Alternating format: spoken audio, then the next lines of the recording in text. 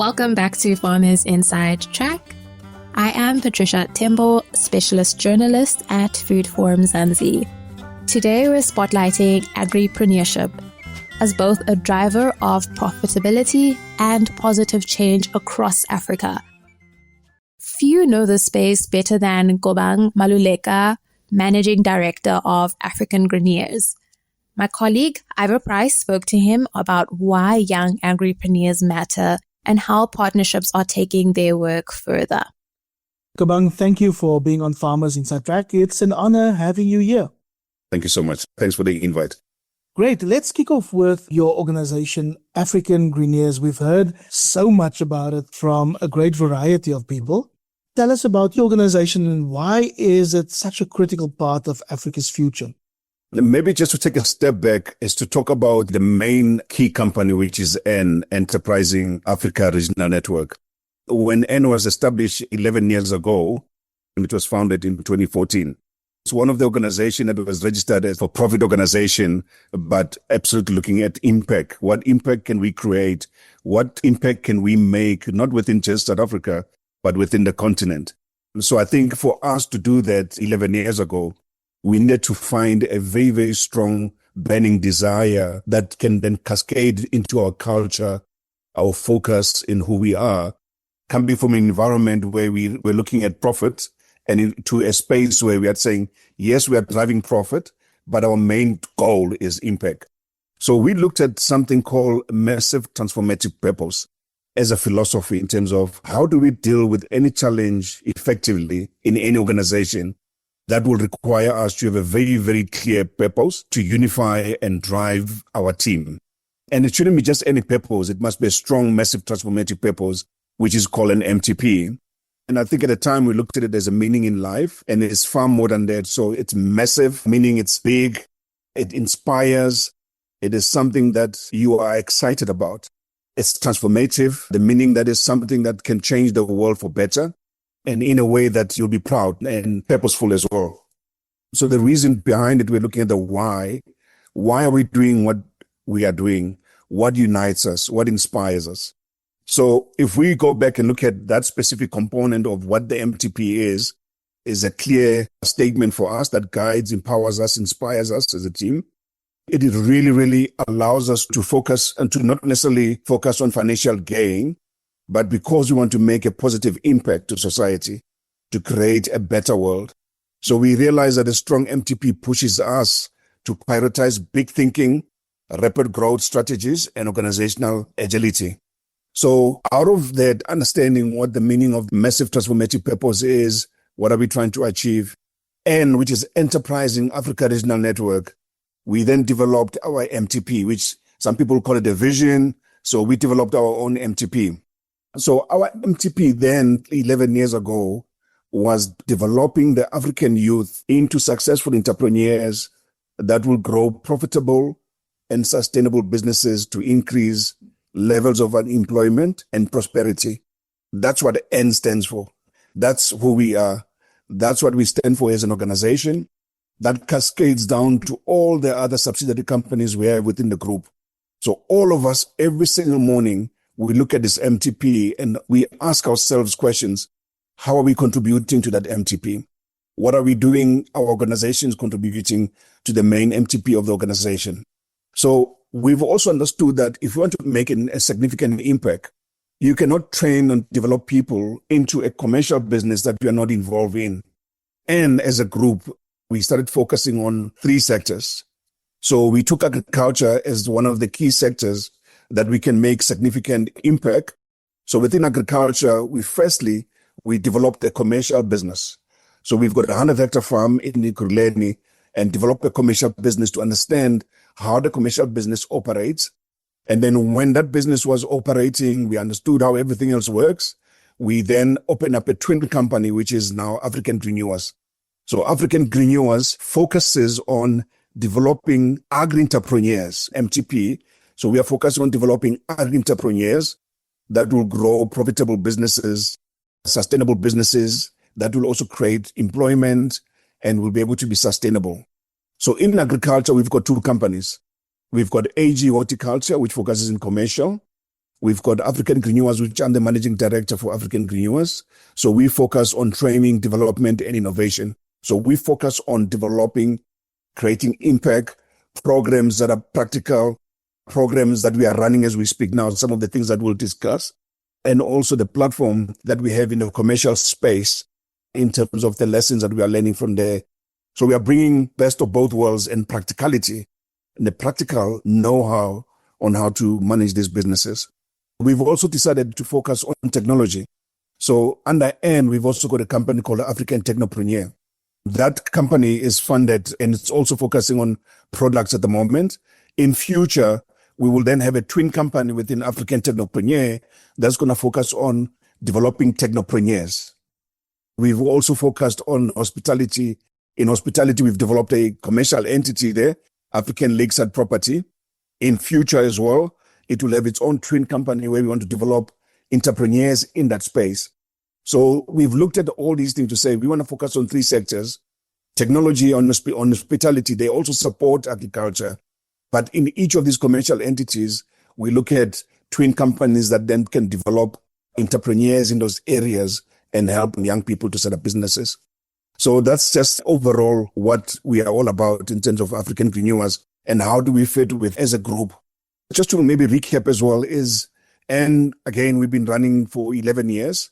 We've been self-funded. We don't have any funding from external funding from government or any other entity. We've been self-funding for the last 11 years. And we've built 6 subsidiary companies. And in 11 years, we've expanded 250 people across these 6 subsidiary companies. And again, we've built commercial entities in agriculture, technology, real estate. We've also built a commercial entity under business support services that focuses on providing non-core services to entrepreneurs. Kobang, it's really inspiring, and I must have goosebumps because I can see that you're true to your slogan, we create agriculture champions. Briefly, tell us about your footprint in South Africa. So in South Africa, we are expanding now. So in South Africa, we've got 2 farms. So we've got our commercial farm, a 100-hectare farm. It's a pack house. It's an aggregator, which is situated in Ekurhuleni. We've got our training center farm, which has got all the infrastructure that you need, which is situated in Centurion. We are now expanding to Grootvlei in Mpumalanga. We've partnered with Eskom and the Dutch Embassy. We are developing a hub there as well that will then focus in agriculture, developing entrepreneurs. We are also expanding in Kwamati, where in Kwamati, as part of the Kwamati Power Station, under Eskom Just Energy Transition, we are also looking at putting a hub there. Already in Grootvlei, we've already started with construction. So we'll be launching that and definitely will invite you as well and share with you with as much information or details around that. We've also partnered with the Indebele Kingdom in Mpumalanga. So we've got 3 initiatives in Mpumalanga. KwaMhlanga, Kagala District Municipality. We've got 2 initiatives. One is the Komati and we've got one in KwaMhlanga. And then also we've got in Gauteng District Municipality under the Dipalise Municipality, which we are working with Eskom. Our initial start, when we started this program, we started it in Limpopo, which is in Lephalale. So we've got an initiative in Lephalale. Our first agri-entrepreneurs that we've actually developed in partnership with Exaro are based in Lephalale. So we've got 10 agri-entrepreneurs that are operating there, running their own businesses. So we haven't set up a hub yet. We are looking at expanding in Northern Cape because we've developed agri-entrepreneurs. They successfully graduated last year as part of, they joined the Nedbank group that we've developed. So that's where we are. And also we are looking at the way we scale. We want to make sure that we can create the impact, but also we've got enough resources. Once we start partnering with people that can assist from a funding, we are sure we'll be able to scale in all the provinces. I want to delve a bit about some of the partnerships you've mentioned, but specifically I know that African Greeneurs has also worked with institutions such as Nedbank. Yes. Please tell me about your relationship with Nedbank and what it means for your organization. So with the partnership with Nedbank, again, one of the things is we always partner with people who share the same MTP. You know, we always pride ourselves to say anyone that we partner with must share the same MTP, that our vision, our belief that we want to create the impact. And I think partnering with Nedbank Enterprise Supply Development We share the same philosophy and the same vision in terms of wanting to create the impact.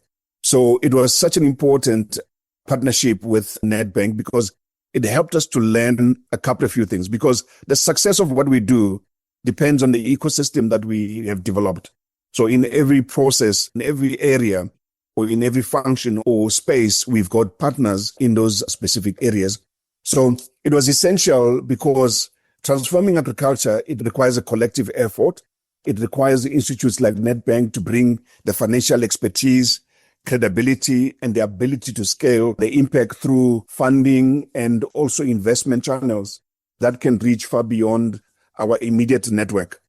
So our role really is to continue in this partnership to develop capable entrepreneurs and make sure that they've got solid business cases, technical competencies, so that these can thrive. And as they need the finance, markets, and infrastructure, that's where then the partners like Nedbank, the banks, DFIs, private sectors can play a big, crucial role in assisting, not just funding these projects, but building an ecosystem where these entrepreneurs can succeed sustainably.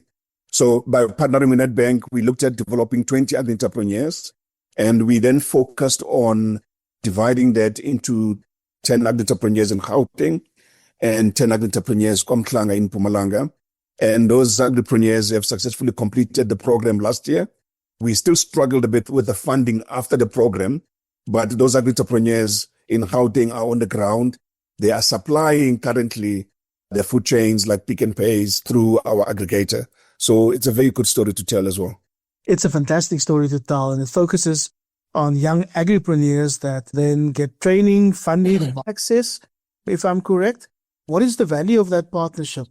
I vaguely remember that it was upwards of 6 million rand. About 6 million rand, yes. Give me a bit more insight into exactly what you do, training, funding, market access. Just to come back a bit, maybe. African Greeneurs, we've got 4 main key programs. So one of the programs we have is an entrepreneur development program. So it's a 12-month program, but it includes a 24-month accelerate post-transition. So the funding that we go out to the market, we'll partner with the likes of Nedbank on the social fund point of view. How do we fund the training and the development of these entrepreneurs? When they finish, then we look at funding them in a commercial space now where they can be able to settle and start their own businesses. And it's a 12-month program. So we then have another program, which is a graduate development program, which is also a 12-month program. And that is purely looking at how do we bridge the gap between academic training and industry needs. And in doing so, we partnered with various universities and colleges in assisting in that area where all these graduates can be provided with the know-how, the practical experience. But in every program that we do, there's always something that we add. What that differentiates our program is what we call an exit strategy. Once these entrepreneurs have finished the 12 months, what happens then? We find employment for them. First of all, we increase their employability, but we ensure that they are placed on jobs when they finish the program. The entrepreneurs, the exit strategy, they must be on own land, running their own business. That's an exit strategy. So we don't develop people and then they go home and get certificates and they sit and they wait for something. There's an exit strategy in all the programs that we do. The third program that we have there is an agriculture specialist program. That's also a 12-month program where we focus on developing young people, soil science specialists, crop production specialists, plant health specialists, agribusiness specialists, extensionist specialists, agronomy specialists. So we want young people to get into these spaces so that they can support these entrepreneurs, but also support the small-scale farmers across various different provinces and areas. Then we've got the fourth, which is all the short courses that we do for those that need short courses, whether they are running their own farms at the moment. We do a gap analysis to check and understand what the areas, which are the things, what we can focus on and help them improve on that without taking them off their business for quite some time. Out of all these programs, the uniqueness and the differentiator is in a manner how we select people. So we follow a selection process. That selection process, we go to communities, we run a selection process where people go through a thorough assessment process and are selected based on interest. Because we've understood that we want to develop people based on their interest, not on what we think they like, not on what we think they should be doing, but it's developing them based on their interest. So coming back to the entrepreneur is we've gone out to Joburg. We did an assessment of about 260 people in Gauteng alone. Young people came through across various parts of the province. They did 2 assessments. Out of that, we got 267 people. And then we did our final assessment. Out of that, we had to only select 10 out of the 267 people, meaning we had to take 10 because they have the right aptitude and the right interest in agriculture and the high potential levels of entrepreneurship. So that becomes very, very important because we understand what is facing us currently is unemployment. So if we go to any community and we say we have a program in entrepreneur development, who's interested? Everyone else is going to say they're interested because as a country, we've developed another career which is called stipend. So people understand that these programs have stipend. So they go to these programs because of a stipend, not because they are passionate about agriculture and they have the right attributes of becoming an entrepreneur. So we follow those selection processes, methods, and we select the best 10. I mean, out of the 267, if we had enough funds, we could have gotten about 60 entrepreneurs that we could have developed at any given time. We did the same thing as well in Mpumalanga. We got close to about 300 assessments, but out of that, we can only get the best 17. But out of the 17, we can only select 10. So we bring them into our space in Centurion for 12 months. So they are here for 12 months. So the first 3 months is what we call an activate phase. So that activate phase is, first of all, we take them through personal development program because we are not developing just their businesses, but we are developing them as a person as well as an individual. And then we also take them through technical business skills and business skills training. 20% to 30% of that is theory and the rest is practical. So we can take people who know agricultural background or experience within 12 months and they will be successful. Out of all the groups that we've selected, none of the team that have been through the program have any experience in agriculture and they're successful today. While they are here for the 3 months, we look for land for them because remember, there's an exit strategy. While they're here for 3 months, we help them, we facilitate land, we look for land for them where they can find land in the area where they're coming from. So we're also looking at clustering. If I use an example, we are going into Soweto, let me use Diepsloot. We take 15 entrepreneurs from Diepsloot. We look for land around the Diepsloot area because when they finish the program, we want them to go back there and set up their businesses. We cluster them so that they can create an employment for that community. So while they're here for the 3 months, we look for land for them. Once we've identified land, we take them there. They do initial development plans. They do assessments, soil assessments. They check the weather conditions. They check all the environment, what crops can grow there. They bring that information back now while they're in the activate to develop a bankable business plan. So the graduation for the 3 months, yes, they get a certificate, but the graduation for the 3 months, it's a bankable business plan. Once they've developed bankable business plan, we then connect them to funders that they can now present it to funders where they can then get their funding now. Once they get the funding, they can go to the land that we've identified. They can start putting their own infrastructure, farming infrastructure. They can buy their own farming inputs. They then have the post-investment support where in the training, all the support that they're getting, the mentors, the coaches, it's paid for based on the funding. But they know when they go into their own business, they will continue that service. But now as entrepreneurs and business people, they are paying for that service. So they can pay for the same coaches and mentors, and they can also get themselves technical standards certified in terms of global cap. They can then supply to an aggregator that then can take their produce, and that produce goes to a market. We have partnered with the likes of Pick and Pay, Freshmart in that space. We are developing the entrepreneurs. We know that they cannot supply you directly. We know that you need an intermediary. We will provide that opportunity to ensure that their business plan and everything, when they go to the funder, they have the market, they have the land, they can be able to pay back the money that they borrow. When they finish the 3 months, they then go to the second phase, which is what we call an accelerate. So whatever they've learned in the 3 months, they practically implement that now for the 9 months. That's why we need them here in Centurion, because we've got all the infrastructure here. So now what happens in that 9 months, They still communicate with the market. The market tells them, I need peppers, I need these quantities. We buy them the inputs while they're in the program. They plant the inputs. They rent the infrastructure. They utilize the infrastructure. They are running the 9 months as if they are running their business. And they're supplying the market, because whatever they do in the 9 months, that's what they're going to do in their real business. So they operate the 9 months as if they are running their business. So we group them because we don't have a huge infrastructure. So we take a group of 15, we group them into 3 studio companies. Every month they sit with finance, they look at their management accounts, their accommodation, their stipend, all the cost associated with everything they do as a business, the inputs, the rentals, the markets, everything else. They look at all that information throughout the 9 months and they supply the market. Their produce goes to the market. And if you're lucky, you can get to Pick and Pay. You look at our code, you will see the produce that the guys are producing under the 9 months. Now, something also happens while they're here for the 9 months, because the program was funded by Nedbank for the training. The revenue that they make in that 9 months, what happens after the 9 months is then we help them to register proper PTY businesses. The revenue that they've made in the 9 months, they use that revenue as equity into their own businesses to help kickstart when they move into their own business for when they finish the program. Because the program is funded, they know if the program was not funded, we'll be running at losses, because to be commercial, you need about 3 hectares to 5 hectares undercover.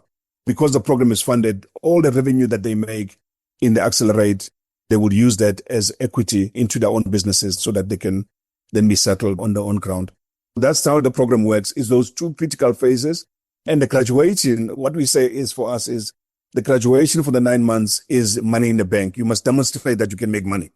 Gobang, it was quite insightful to hear exactly how the program is put together. I know Nedbank actively seeks out, pursues opportunities to support communities, develop and grow African Greeneurs, foster job creation opportunities, and to contribute to the overall development of a sustainable and a robust social structure in South Africa.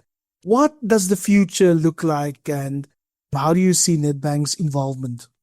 For us, the key is really how do we work with Nedbank to scale the agripreneurship, the ecosystem approach, not just to train individual farmers, but align training, finance, market access, policy support to create a pipeline of really agribusinesses across Africa. So one of the things is you've got one department that is looking at is developing agri-entrepreneurs.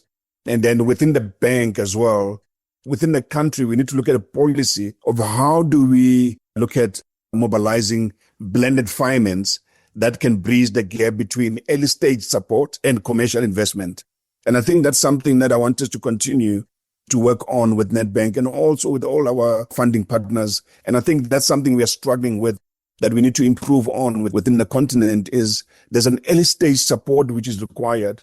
We've got agri-entrepreneurs, they've made some revenue and equity during the Accelerate, and they now need to go on the ground.